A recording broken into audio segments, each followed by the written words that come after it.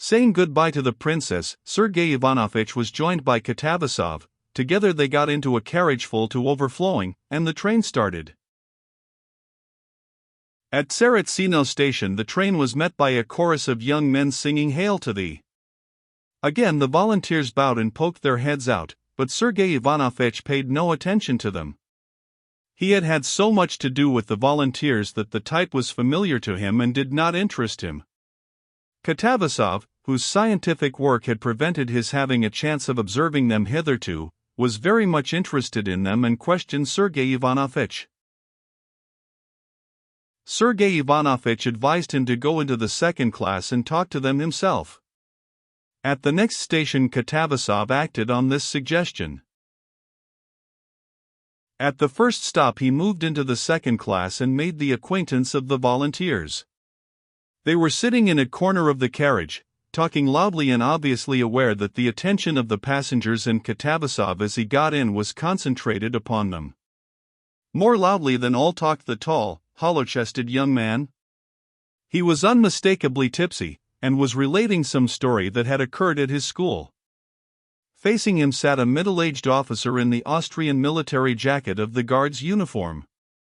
He was listening with a smile to the hollow-chested youth, and occasionally pulling him up.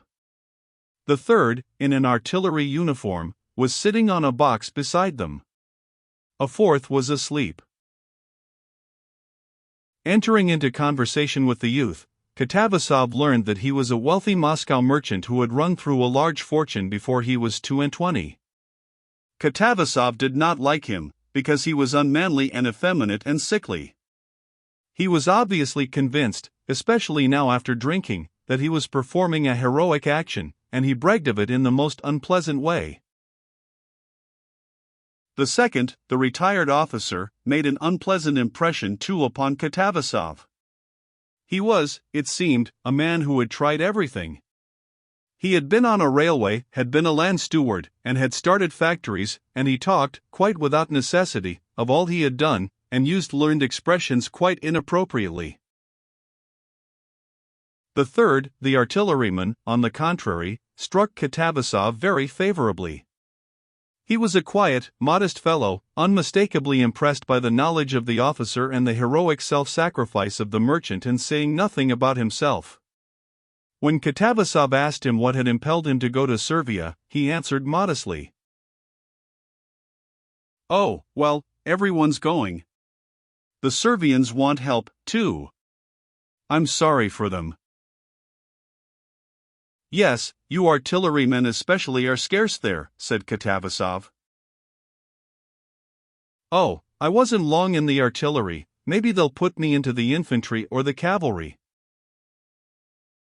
"Into the infantry when they need artillery more than anything," said Katavasov, fancying from the artilleryman's apparent age that he must have reached a fairly high grade. "I wasn't long in the artillery, I'm a cadet retired," he said, and he began to explain how he had failed in his examination.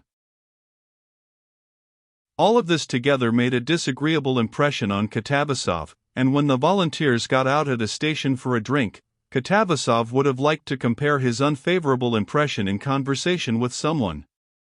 There was an old man in the carriage, wearing a military overcoat, who had been listening all the while to Katavasov's conversation with the volunteers.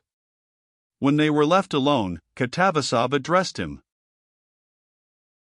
"What different positions they come from, all those fellows who are going off there," Katavasov said vaguely, not wishing to express his own opinion, and at the same time anxious to find out the old man's views. The old man was an officer who had served on 2 campaigns. He knew what makes a soldier, and judging by the appearance and the talk of those persons, by the swagger with which they had recourse to the bottle on the journey, he considered them poor soldiers. Moreover, he lived in a district town, and he was longing to tell how one soldier had volunteered from his town, a drunkard and a thief whom no one would employ as a laborer. But knowing by experience that in the present condition of the public temper it was dangerous to express an opinion opposed to the general one, and especially to criticize the volunteers unfavorably, he too watched Katavasov without committing himself. "Well, men are wanted there," he said, laughing with his eyes. and they fell to talking of the last war news, and each concealed from the other his perplexity as to the engagement expected next day, since the Turks had been beaten, according to the latest news, at all points. And so they parted, neither giving expression to his opinion. Katavasov went back to his own carriage, and with reluctant hypocrisy reported to Sergei Ivanovitch his observations of the volunteers, from which it would appear that they were capital fellows. At a big station at a town the volunteers were again greeted with shouts and singing, again men and women with collecting boxes appeared, and provincial ladies brought bouquets to the volunteers and followed them into the refreshment room, but all this was on a much smaller and feebler scale than in Moscow,